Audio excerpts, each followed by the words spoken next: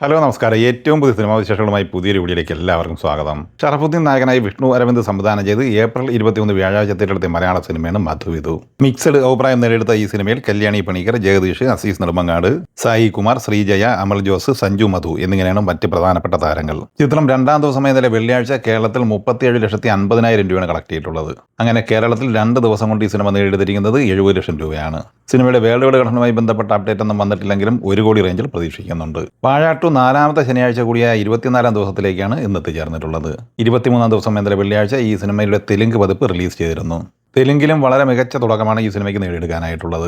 23ാം ദിവസം ഇന്നലെ വെള്ളിയാഴ്ച ഈ സിനിമ കേരളത്തിൽ കളക്ട് ചെയ്തത് 1,25 ലക്ഷം രൂപയാണ്. നിലവിൽ കേരളത്തിൽ ഈ സിനിമ ഇന്നലെ വരെയുള്ള 23 ദിവസം കൊണ്ട് 119,90 ലക്ഷം രൂപയാണ് കളക്ട് ചെയ്തിട്ടുള്ളത്. ഇതോടെ കേരള ബോക്സ് ഓഫീസിൽ ഇൻഡസ്ട്രി ഹിറ്റിൽ 2ാം സ്ഥാനത്തുണ്ടായിരുന്ന തുടരും എന്ന മോഹൻലാൽ ചിത്രം 3ാമതായി മാറി. 118,90 ലക്ഷം രൂപയായിരുന്നു തുടരും എന്ന സിനിമ നിലവിൽ നേടിയെടുത്തിരുന്നത്.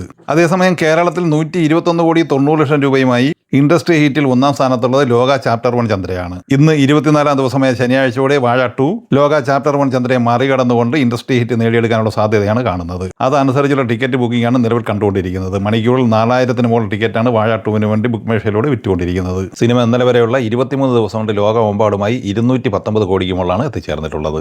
സൈജു കുറുപ്പ് നായകനായി കൃഷ്ണദാസ് മുരളി തിരക്കഥ സംവിധാനം ചെയ്ത് ഏപ്രിൽ 10-ന് തിയേറ്ററിൽ നിലവിൽ സൂപ്പർ ഹിറ്റ് വിജയം സ്വന്തമായി കഴിഞ്ഞ മലയാള സിനിമയാണ് ഭരതനാട്യം 2 മോഹിനിയാട്ടം.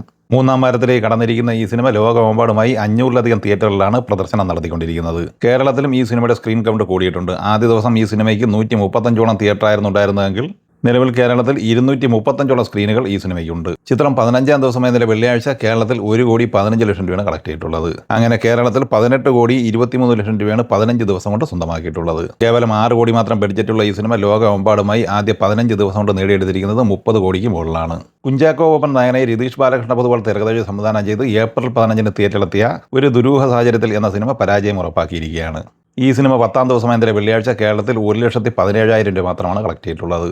അങ്ങനെ 10 ദിവസം കൊണ്ട് 2,26 ലക്ഷം രൂപയാണ് ഈ സിനിമയുടെ Kerala collection. World wide collection update ചെയ്യപ്പെട്ടിട്ടില്ലെങ്കിലും 2,80 ലക്ഷം റേഞ്ചിൽ പ്രതീക്ഷിക്കുന്നു. ടോവിനോ തോമസ് നായകനായി ഡിജോ ജോസ് ആന്റണി സംവിധാനം ചെയ്ത് ഏപ്രിൽ 15-ന് വിഷു റിലീസായി തീരുള്ളത് മലയാള സിനിമയാണ് പള്ളിച്ചട്ടമ്പി. ഈ സിനിമ 10ാം ദിവസമായ ഇന്നലെ വെള്ളിയാഴ്ച കേരളത്തിൽ 30,50,000 രൂപയാണ് നേടിയെടുത്തത്. അങ്ങനെ 11,60 ലക്ഷം രൂപയാണ് 10 ദിവസത്തെ ഈ സിനിമയുടെ കേരള കളക്ഷൻ.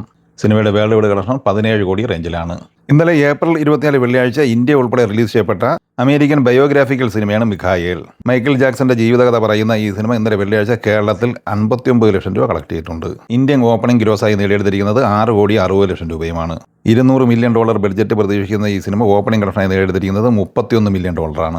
ഈ സിനിമകളെക്കുറിച്ചും വീഡിയോ സംബന്ധമായി നിങ്ങളുടെ അഭിപ്രായങ്ങൾ കമൻറ്റായി പറയുക. വീഡിയോ ഇഷ്ടമായി ലൈക്ക് ചെയ്യുക. നമ്മുടെ ചാനൽ സബ്സ്ക്രൈബ് ചെയ്യുന്ന കാര്യം കൂടി പരിഗണിക്കുക. വീഡിയോയുടെ നോട്ടിഫിക്കേഷൻ ലഭിക്കുകയും ബെല്ലൈക്കൺ കൂടി എനേബിൾ ചെയ്യുക. പുതിയ മറ്റൊരു വീഡിയോയുമായി വീണ്ടും കാണാം. എല്ലാവർക്കും ഒരിക്കൽ കൂടി നന്ദി, നമസ്കാരം.